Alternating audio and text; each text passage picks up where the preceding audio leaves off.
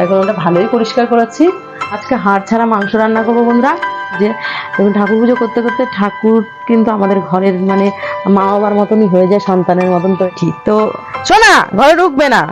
এই দেখুন, দরজার সামনে সবাই চলে এসছে। পোস্ত সর্ষে দিয়ে সিম, আর এখানে মুসুরির ডাল, সোয়াবিন। সেই দত্তফুলিয়া গ্রাম, পূর্বনগর গ্রামের ঘটনা। তো জেঠিমা 3 ছেলে মেয়েকে নিয়ে একা একা থাকতো। আর জেঠিমার বাড়ি করার 6 মাস পরে একটা বাড়ি হয়েছে ওই গ্রামে, মানে পাশে। হঠাৎ করে দেখছে যে একটা গরুতে প্রচুর পরিমাণে ধান খাচ্ছে। তো জেঠিমা 2 দিন বাদ তাড়িয়েছে তাকে, মানে হই হই করেছে দূরে থেকে। যতই হোক একটা মানে মহিলা, সে ওইটি কোনো গরু ছিল না বন্ধুরা, একটা পেতাত্তা ছিল, যে জেঠিমাকে ওই ধান খাওয়ার বাহানায় বাড়ির থেকে বের করতে চেয়েছিল। নমস্কার বন্ধুরা, আমার ঘর সংসার চ্যানেলে আপনাদের সবাইকে জানাই অনেক অনেক স্বাগত, অনেক অনেক ভালোবাসা। তো আশা করি আমার প্রিয় বন্ধুরা আপনারা সকলে ভালো আছেন, আর আমিও ভালো আছি। এখন থেকে ব্লগটা স্টার্ট করলাম বন্ধুরা। আজকে হচ্ছে শনিবার, আর এখন বেলা বাজে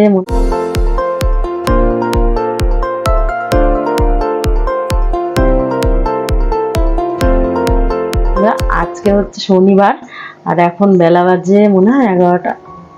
হ্যাঁ, তো এখন থেকে 11টা বাজে। এখন থেকে ব্লগটা স্টার্ট করলাম। সকাল থেকে বন্ধুরা এত কাজ করেছি মানে আপনারা ভাবতে পারবে না। চোখ খুললো মানে শুরু কাজ, কাজের আর শেষ নেই। তো কাজ করেই যাচ্ছি। কর্মই ধর্ম, কর্ম তো করতেই হবে বলুন। তো চলুন, এই দেখুন আমি সকাল থেকে কি কি কাজ করেছি সেগুলো তো অতটা মানে বলে আপনাদের বোঝাতে পারবো না। আর আমার পিছনে ক্যামেরা নিয়ে ঘোরার লোক নেই, আমি তো আগেই বলেছি বন্ধুরা, সেই জন্য কাজকর্ম আপনাদের সাথে তেমন কিছু শেয়ার করতে পারি না আমি। তো সকাল থেকে কি করেছি একটু ব্যাক ক্যামেরা আপনাদের দেখ। এখানে আমার অ্যাকোরিয়াম পরিষ্কার করে নিয়েছি সকালবেলা উঠে, আশিবাসি সেরে একদম চান করে ঠাকুর পুজো দিয়ে তারপরে কিন্তু আমি অ্যাকোরিয়াম পরিষ্কার করেছি। এই দেখুন, ঠিক আছে। তো এখন ওটা ভালোই পরিষ্কার করেছি। আর এইগুলো হচ্ছে এক্সট্রা খাটনি। এবার শখের দাম লাখ টাকা, শখ করলে তো খাটনি করতেই হবে, ঠিক আছে। তারপরে আমার মাছ সিদ্ধ করে আমার চাঙ্কু বঙ্কুকে এখানে খেতে দিয়ে দিয়েছি। মানে ওইখানে পুচকে পাচকার দল, এই যে আমার গুল্লুর বাচ্চারা, তাদেরটা আমার চানের আগে সমস্ত কিছু ধুয়ে পাঠিয়ে শুকো দিতে হয়। শুকো দিয়ে তারপরে চান করে পুজো দিয়ে তারপরে গিয়ে এদিকে সমস্ত কিছু করা। তো আজকে হাড় ছাড়া মাংস রান্না করবো বন্ধুরা। কি হাড় ছাড়া মাংস, এই যে সোয়াবিন রান্না করবো। আমার এখানে ভাত হয়ে গেছে, এখন তো ঠান্ডা, ওই জন্য ভাতটা আমি ঢালি না, হাঁড়িতেই রেখে দিই। হাঁড়িতে রেখে দিলে কি হয়, ভাতটা এখনো কেউ টিফিনও খায়নি, তাহলে ভাতটা অত তাড়াতাড়ি ঠান্ডা হয় না। আর গরমের দিনে আমি গামলায় ঢালি এই কারণে যে ভাতটা ঠান্ডা হয়ে যাবে, আর তাহলে ঘেমে যাবে না। আর এইখানে দেখুন, এই যে এটা মুসুরির ডাল মূলো দিয়ে, আর সোয়াবিনের তরকারি হবে। আর এখানে হচ্ছে এই যে আরে গরম, এই দেখুন শিমটা সিদ্ধ করে নিচ্ছি।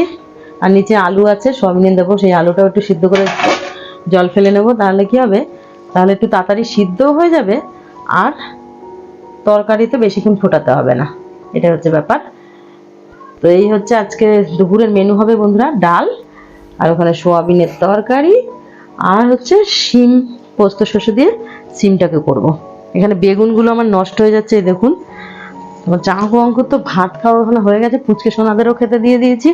সমস্ত কিছু কাজকর্ম ঘরের সব সেরে নিয়ে, আর আমার ঠাকুরদের দেখুন, আমি কদিন ধরে ভাবছি যে ঠাকুরদের ঠান্ডা লাগছে, মানে আমি নিজে চাদর পরে থাকি তো বন্ধুরা, তখন ভাবি যে ঠাকুরগুলো এরকম রয়েছে, ঠাকুরদের দেখে এত খারাপ লাগছে। দেখুন, ঠাকুর পুজো করতে করতে ঠাকুর কিন্তু আমাদের ঘরের মানে মা বাবার মতনই হয়ে যায়, সন্তানের মতন। তো এখানে আমার গণেশ ঠাকুরকেও এই দেখুন সবাইকে চাদর গায়ে দিয়ে দিয়েছি। এই যে আমার মা মনসাকে, নাগ দেবতা, তারপরে মহাদেবের চাদরটা খুলে দিয়েছি, যেহেতু আমি সকালবেলা জল ঢেলেছি বন্ধুরা, সেই কারণে যে সাইডে ভাঁজ করা রয়েছে পাশে। আর এখানে হচ্ছে বজরংবলীকে চাদর পরিয়ে দিয়েছি, বাবা লোকনাথ, গুরুদেব, এদেরকে অন্য চাদর পরাবো, সেটা কেচে দিয়েছি। এখন মানে একটা চাদরেই লোকনাথ বাবা আর গুরুদেবকে রেখে দিয়েছি, এবং মা লক্ষ্মীকেও চাদর পরিয়ে নিয়েছি দেখুন। আর এই দেখুন, এই যে বাবা বিশ্বকর্মা, তারপরে এই যে আমার কোজাগরী পূর্ণিমার মা লক্ষ্মী, তাকেও চাদর পরিয়ে দিয়েছি। ঠান্ডা সত্যি দেখতে খুব খারাপ লাগে, যে আমাদের যেমন ঠান্ডা লাগে ভগবানেরও নিশ্চয়ই লাগে, সেই কারণে সে করা। আমার মিঠাই জন্য ওখানে বসে আছে, বাবান তো ঘুমাচ্ছে এখনো। আর এই দেখুন, মিঠাই সোনা বলছি, ভুল, হ্যাঁ আমার ভেবলু সোনা বসে আছে, ভেবলু সোনা বসে আছে। আর মিঠাই সোনা এখানে এই যে কুকুর করে যাচ্ছে, ওকে একটু রোদে নিয়ে দাঁড়াতে হবে, যেহেতু প্রতিদিন সকালবেলা দাঁড়াই বন্ধুরা, সেই কারণে ওকে রোদে নিয়ে দাঁড়াতে হবে। রোদটা আমার জানলা দিয়ে এই খাটের উপরে আসে, বেশ ভালোই লাগে। মাঝে মাঝে আমি খাটের উপরে বসেই ভাত খেয়ে নিই, মানে হাতে থালাটা নিয়ে খেয়ে নিই। এই যে আমাদের ডিঠি, আমি ওর নাম দিয়েছি ডিঠি। তো শোনা, ঘরে ঢুকবে না।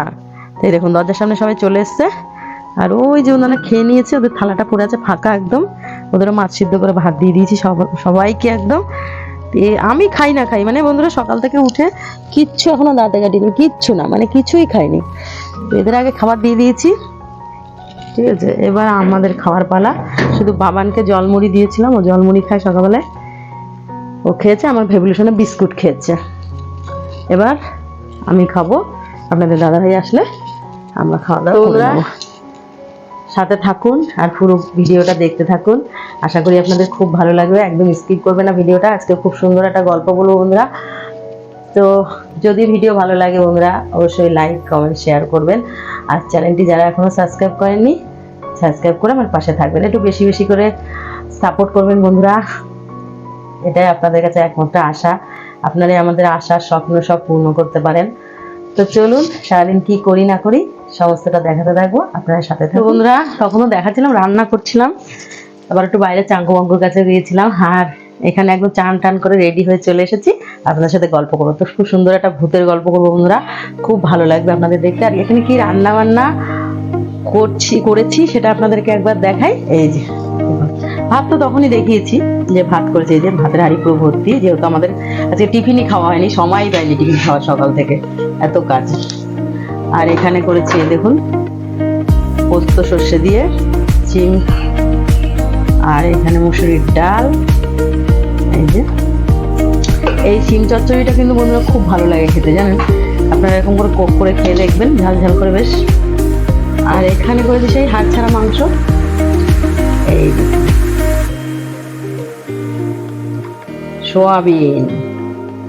সোয়াবিনের তরকারি।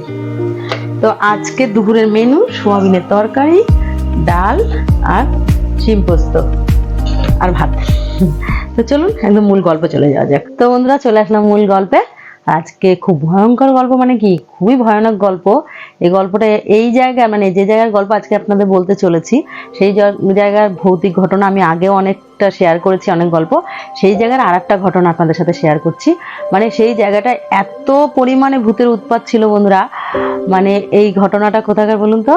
সেই দত্তফুলিয়া গ্রাম, পূর্বনগর গ্রামের ঘটনা। মানে পূর্বনগর কিন্তু আজও অনেক অজপাড়াগা বন্ধুরা, আপনারা হয়তো অনেকে জানেন, এই নামটা শুনেছেন বা অনেকে শোনেনি। পূর্বনগর হচ্ছে রানাঘাট থেকে বাস ধরে যেতে হয়, দত্তফুলিয়া নামতে হয়, ওখান থেকে একদম একদম অজপাড়াগা ভিতরে যেতে হয়। এখন টোটো যায়, আগে তো আমরা ভ্যানে করেই যেতাম। তো আমি গত বছরেও সেখান থেকে ঘুরে এসেছি বন্ধুরা, তেমন কিছুই পরিবর্তন হয়নি। সেই জায়গার একটা গল্প আজকে আপনাদের সাথে শেয়ার করছি, আর একটা ভৌতিক ঘটনা। সেটা হচ্ছে, আপনাদের তো আগেই বলেছি যে ওইখানে যে আমার জেঠু বাড়ি, সে কেমন জেঠু হয়, আমার বড় জেঠুর বন্ধু হয়, সেই সূত্রে আমার জেঠু। তো ওই জেঠু তো দীঘাতে থাকে বন্ধুরা, দীঘাতে কাজ করে আর কি, নৌকা তৈরি করে না, সেই করে আমার জেঠু। জেঠিমা 3 ছেলে মেয়েকে নিয়ে ওই গ্রামে, জেঠিমার বাপের বাড়ি পাশের গ্রামে, আর ওই গ্রামে হচ্ছে জেঠিমার বাড়ি। মানে জেঠিমার খুব কম দামে ওইখানে জায়গা কিনে বন্ধুরা, ওখানে জেঠিমা 3 ছেলে মেয়েকে নিয়ে থাকতে শুরু করেছে। তো ওই জায়গাটা আমার জেঠুর এতটাই খারাপ অবস্থা ছিল যে ওই জায়গাটাও কিন্তু আমার জেঠুর সমর্থে কুলায়নি যে ওই জায়গাটা কিনবে, সেটাও জেঠিমার বাপের বাড়ি থেকে কিনে দিয়েছিল। তো সেই গ্রামে বাস করতে শুরু করে জেঠু, ওখানে নৌকা বানাতে যায় দীঘাতে। তো জেঠিমা 3 ছেলে মেয়েকে নিয়ে একা একা থাকতো। আর জেঠিমার বাড়ি করার 6 মাস পরে একটা বাড়ি হয়েছে ওই গ্রামে, মানে পাশে। আর আশ্রম ছিল কিছুটা দূরে, মানে 15 মিনিট হেঁটে যেতে লাগবে। তো এই হচ্ছে 3টে বাড়ি ওই গ্রামে। তো বন্ধুরা আপনারা ভাবতে পারছেন, একটা গ্রামে 3টে বাড়ি, তার মধ্যে 3 ছেলে মেয়েকে নিয়ে একটা ভদ্রমহিলা একা থাকে। সেখানে একদিন কি হচ্ছে, জেঠিমা রাত্রেবেলায় ঘুমাতে যাচ্ছে আর কি। তো ছেলে মেয়েরা আগেই ঢুকে পড়েছে। তো জেঠিমা ঘুমাতে যাচ্ছে, গরমের দিন, ঘুমোতে গিয়ে এবার যাওয়ার আগে তো দেখে না মহিলারা যে বাইরে কিছু আছে নাকি, বৃষ্টির দিন ছিল বন্ধুরা। তো জেঠিমা দেখতে পাচ্ছে যে জেঠিমার পাশে ধান ক্ষেত আছে পিছন দিকে, সেখানে জেঠিমা হঠাৎ করে দেখছে যে একটা গরুতে প্রচুর পরিমাণে ধান খাচ্ছে। তো জেঠিমা 2 বার তাড়িয়েছে তাকে, মানে হই হই করেছে দূরে থেকে, যতই হোক একটা মানে মহিলা, সে একা, তো অনেকবার তাড়িয়েছে, হেই হেই যা যা।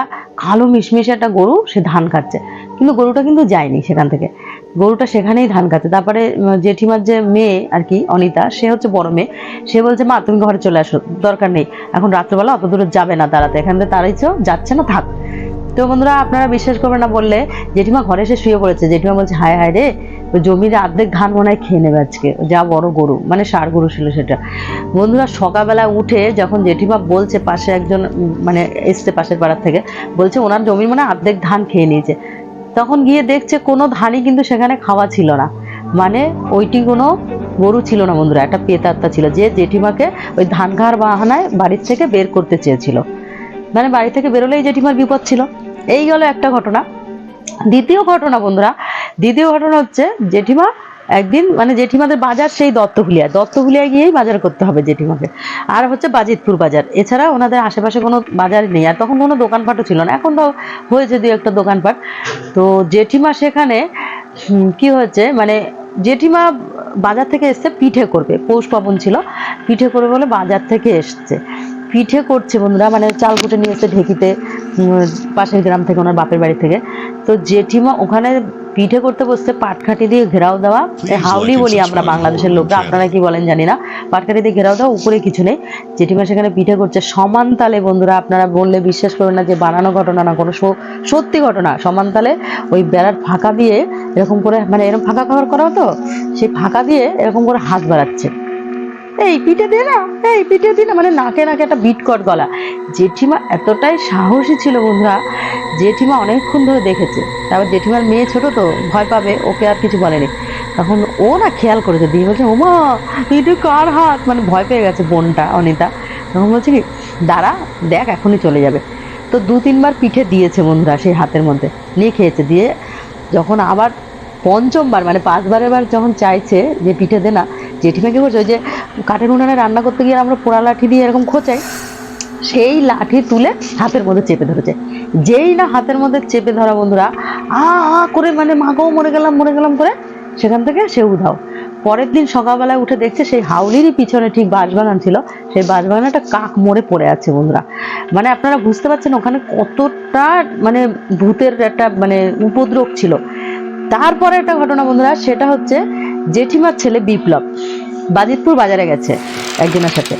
তো বলছে এই সন্ধ্যার আগে চলে আসবি। সন্ধ্যা হয়ে গেছে বন্ধুরা, আসে না বিপ্লব, কিছুতেই আসে না। তখন দেখছে অনেকক্ষণ পরে জেঠিমা যাচ্ছে, আর রাস্তা, সরু রাস্তা একটা মাটির, তাকাচ্ছে বারবার করে, হিরে বাবা এখনো আসছে না কেন। দেখতে দেখতে বন্ধুরা জেঠিমা এসে ভাত বসিয়েছে সন্ধ্যাবেলায়, বলছে এখনো আসলো না বিপ্লবটা, এখনো আসলো না। আস্তে আস্তে আবার যখন জেঠিমা দেখতে গেছে, তখন দেখছি বিপ্লব হাতে একটা ব্যাগ নিয়ে একা একা আসছে বন্ধুরা। যখন হাতে একটা ব্যাগ নিয়ে একা একা আসছে, তখন জেঠিমা বলছে কিরে তোর সাথে যে কাকু গেল সে কোথায়? বলছে সে আসছে মা, আমি একা একাই এসেছি। বলছে আয় আয় ঘরে আয়। তখন যখন তাকে নিয়ে আসতে গেছে, জেঠিমা সে আগেই নিয়ে আসছে বন্ধুরা। তো জেঠিমার কোমরে সবসময় চালের কাঠি থাকতো। তো জেঠিমা যখন তার হাত ধরতে যাচ্ছে বন্ধুরা, তখন না সে মানে হাতটা ছিটকে মেরে যেন হাওয়ার সাথে মিলিয়ে গেল কোথায়। মানে জেঠিমা সেই ঘটনা দেখে ওখানেই মানে স্তম্ভিত, পুরো বসে পড়েছে। তখন জেঠিমার মা এসছে মাঠে থেকে সন্ধ্যা টাইমে, বলছে কিরে মহারানী, জেঠিমার নাম মহারানী, কি হয়েছে? বলছে মা এই ব্যাপার। তখন বলছে ওইটা কোনো আমাদের বিপ্লব ছিল না, ওটা একটু পেতাত্তা ছিল, তুই এইখানে থাকছিস একা একা, বাচ্চা কাচ্চা নিয়ে খুব সাবধানে থাকবি। আমি তো তোকে আগেই বলেছি এই জায়গাটা ভালো না মানা, তুই থাকতে পারবি তো? বলছে হ্যাঁ মা আমি থাকতে পারবো। তো জেঠিমা এইভাবে দিনের পর দিন বন্ধুরা ভৌতিক ঘটনার সম্মুখীন হয়েছে, সে ভূতকে দেখেছে, ভূতের সাথে মানে কতদিন কেটেছে তার এরকমভাবে। তো এই ছিল আজকে পুরনগর গ্রামের ঘটনা বন্ধুরা। আরও ভৌতিক ঘটনা আমার জেঠিমা যদি আমাকে বলে, আমি আপনাদের মধ্যে শেয়ার করব।